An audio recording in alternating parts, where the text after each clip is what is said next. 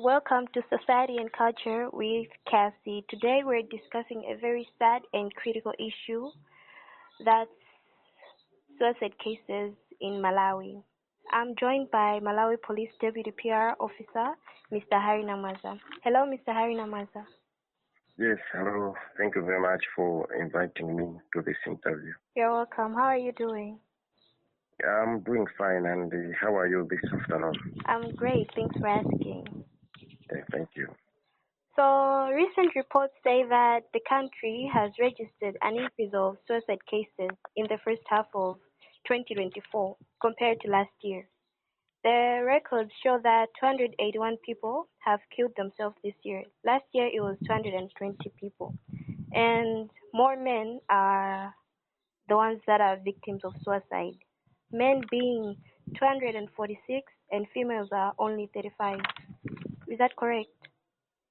Yeah, the figures you have just given, they are quite correct. And also, if you compare with the last year, you'll see that we had 198 males out of the 220 you have mentioned, Yes.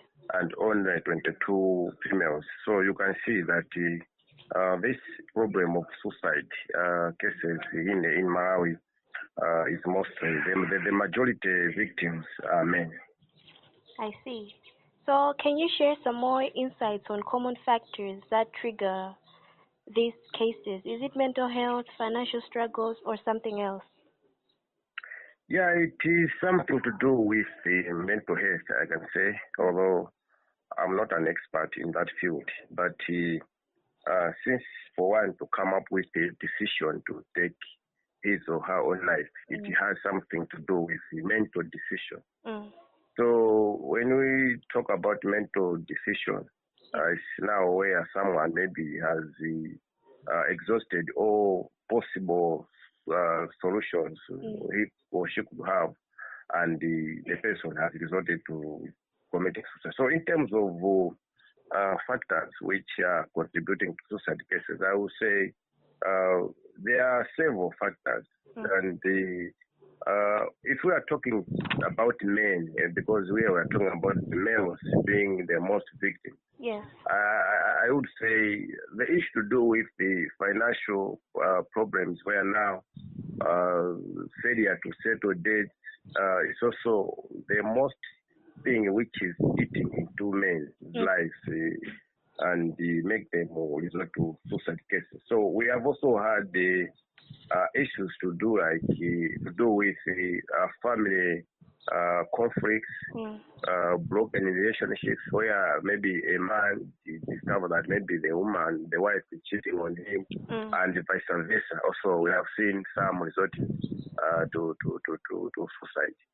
And also, when we talk about the youth, because the youth are also becoming victims of suicide cases, Yes, that's true. something to do with the drug and substance abuse, and also we have had some cases hovering around the broken relationships among the youth. Yes. So these are the common factors which I would say they are contributing to the cases. But when it comes to men who are the most victims, the issue of debt and settled loans or maybe financial struggles is what is eating into their lives so much. Oh, I see. So can you walk me through how the police force handles these suicide cases? Like, what support systems do you have in place for families or loved ones? Of course, as police, I just want to make a correction. We are not a police force, but a police service. Okay. Yes. When it comes to our role as law enforcers, because one of our duties is to safeguard lives. So when a life is lost, also we are concerned as law enforcers. So when it comes to these cases of suicide, actually we have a victim support unit at every police formation, where we have trained police officers who are well conversant when it comes to issues of counseling and guidance. So when we have such issues, maybe we see that someone has a challenge of maybe they are having problems that can lead to suicide, or maybe we just see that this person needs counseling. Such trained officers are trusted with the responsibilities of maybe handling such cases. So I can say we are doing more. Of course, we have that branch where now such cases are being handled. So we are part and parcel of this fight against suicide. Okay, so these specially trained police officers of victim support units, are they trained by mental health organizations, or do you also invite some other organizations like psychiatrists from hospitals or some other sources like that? Yeah, when it comes to trained police officers, as in this case, I'm saying trained police officers who are able to give counseling and to give guidance. So, when it comes to counseling, it means someone has presented his or her own problem. Now, you see that this person just needs counseling, maybe to settle down or maybe to make a right decision. And also, when it comes to guidance, now you have to guide that person. Maybe there is a possible solution. You think if he or she takes that path, maybe the problem will be solved. So in terms of psychiatrists, as you are talking about, I think that is another level. Now we are talking about the medical officers who are maybe they have undergone that training and it's their own profession as per se. So when we meet special cases where we feel this is beyond our capability, where now it requires specific individuals maybe who are conversant, maybe who have the expertise in that, like psychiatrists, maybe there are other people who are maybe psychologists. So we refer those cases to them, because it's a matter of seeing where you recognizing other stakeholders' role when it comes to fighting such problems. So the role here is to see where we can reach, but in terms of counseling and guidance, we have special officers who were trained by different training institutions. But there are other levels now when we are talking about maybe mental health, where now we need a psychiatrist. I think now becomes a health issue where now we have to refer it to our colleagues. Okay, so because most of the victims, as I said, are males committing suicide, and in our society as Malawians, we usually say that mamuna salila, men don't cry, meaning that they can't cry and show their emotions, or if they have problems, they can tell a person. So do you think that the community and cultural factors play in addressing suicide? Like, do yes, further promotion to it? when it comes to cultural issue now, Yes. I think, to my understanding, I think this now, when they say Mamuna Sali, mind don't cry, I would say at times this maxim has been misinterpreted. Because to my understanding, men usually they are taken as head of the family, as the leaders in the family. So when our forefathers maybe were saying Mamuna Sali, men don't cry, they were basing on the fact that if you are a leader, now you are failing to control your emotions. It means everyone who is following you will not maybe stand the heat of that situation. So now when we are talking men being victimized, maybe in a family or like by a woman, or maybe they have loan, they are failing to settle. If you share that problem with your friend who you trust, only those people who trust, who you trust, it doesn't mean that maybe you are crying and you are weak.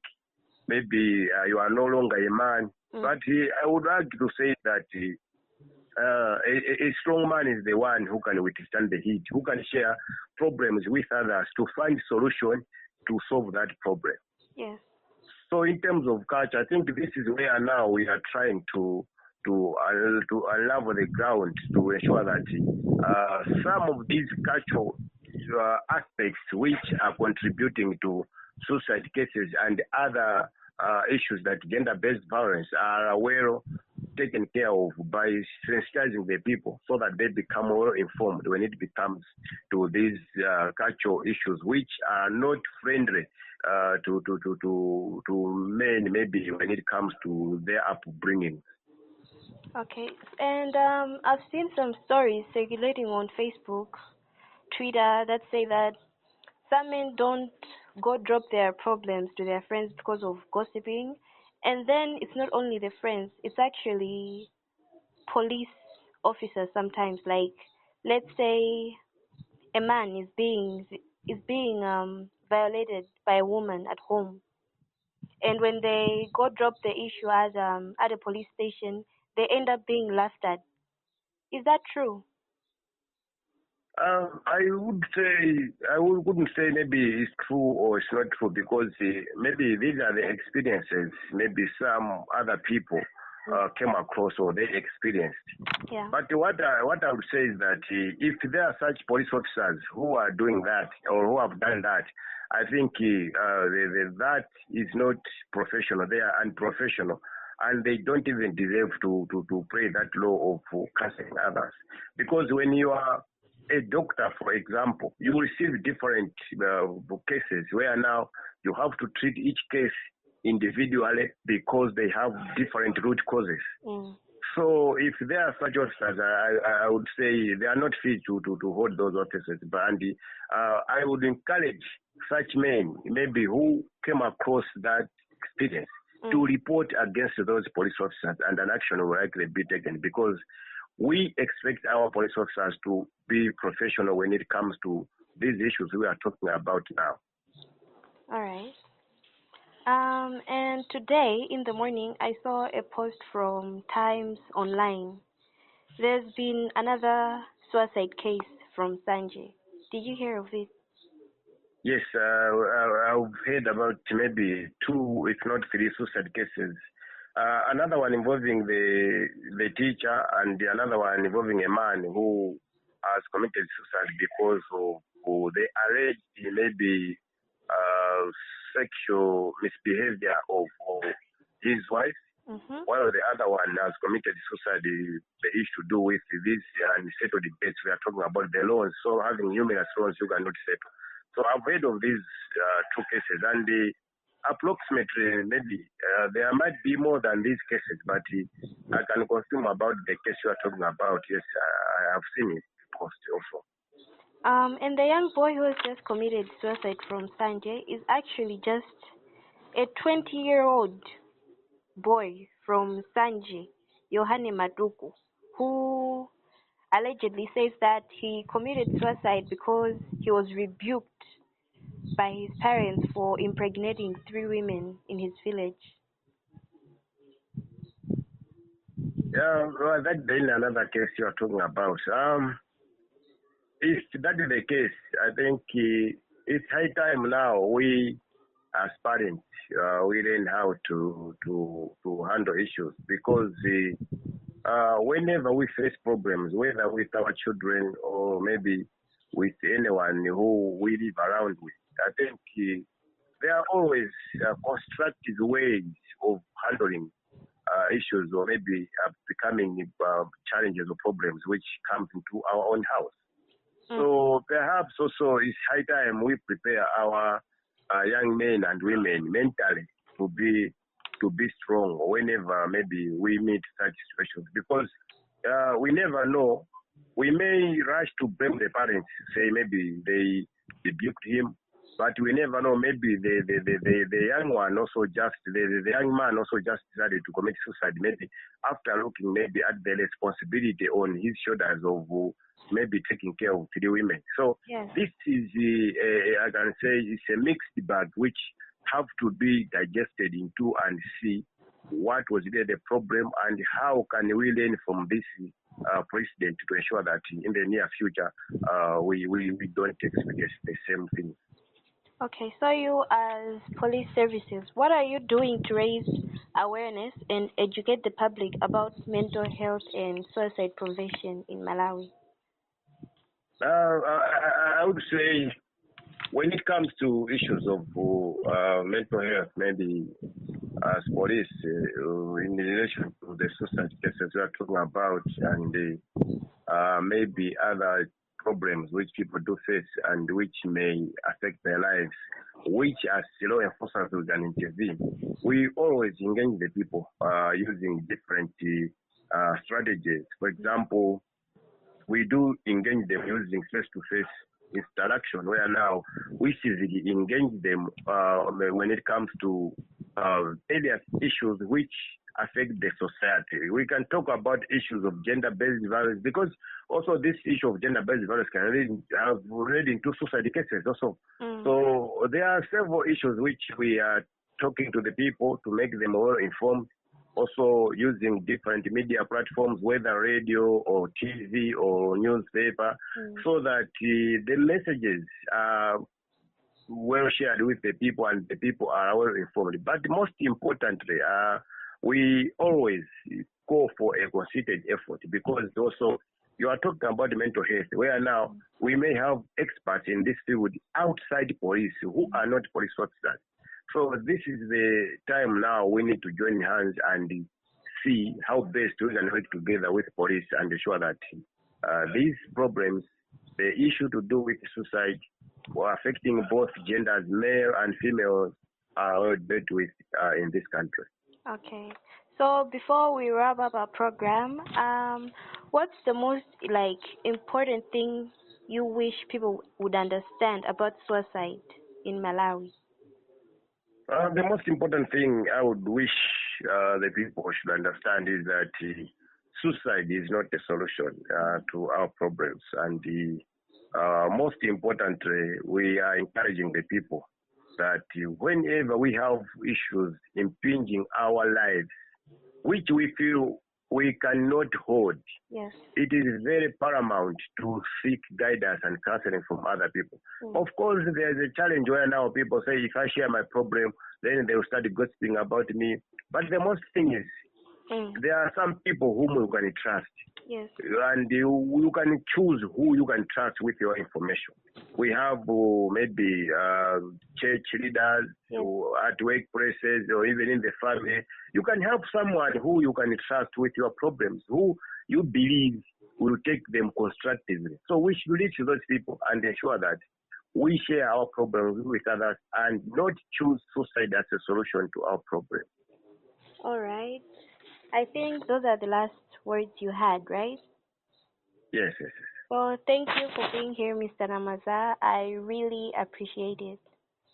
You are most welcome. And to our dear listeners, that was our first episode for Society and Culture with Cassie on our podcast. Have a lovely day. Thank you. Thank you very much.